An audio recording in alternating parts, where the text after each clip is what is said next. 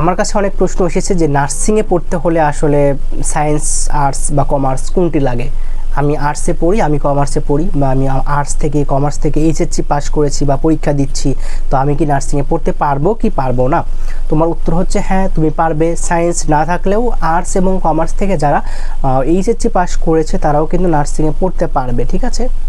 অবশ্যই তোমাকে HSC pass করতে হবে। তো নার্সিংয়ের যে 3টা সেক্টর আছে, একটা হচ্ছে যে বিএসসি, একটা ডিপ্লোমা, আর একটা হচ্ছে মিডওয়াইফারি। তো বিএসসিতে শুধুমাত্র সায়েন্স লাগে, আর ডিপ্লোমা এবং মিডওয়াইফারিতে যারা আর্টস বা কমার্স আছে তারা কিন্তু আবেদন করতে পারে, পরীক্ষা দিতে পারে, পড়তে পারে।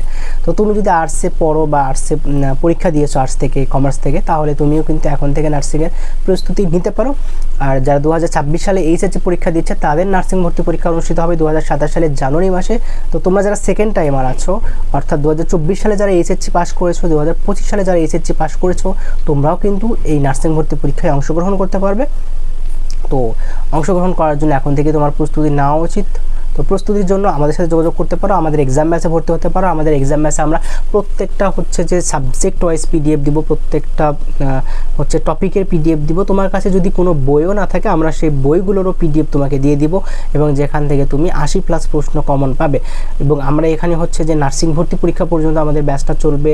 এখানে প্রায় হচ্ছে 150+ মডেল টেস্ট পরীক্ষা, সব মিলাই 150টার মতো পরীক্ষা হবে। টপিক ভিত্তিক মডেল টেস্ট, সাবজেক্ট ফাইনাল সব কিছু মিলায়। তো আমাদের ব্যাচটা থেকে তুমি 80+ প্রশ্ন কমন পাবে নার্সিং ভর্তি পরীক্ষায়। তাই দ্রুত আমাদের ব্যাচটাতে ভর্তি হয়ে যাও। আমাদের ব্যাচের ফি হচ্ছে ডিপ্লোমাদের জন্য 500 টাকা, বিএসসিদের জন্য 700 টাকা। তো স্ক্রিন দেওয়া নাম্বারে যোগাযোগ করতে পারো। এবং আমাদের ব্যাচটা কিন্তু সেকেন্ড টাইম এবং থার্ড টাইমের যে ব্যাচটা, সেটা কিন্তু অলরেডি শুরু হয়ে গেছে।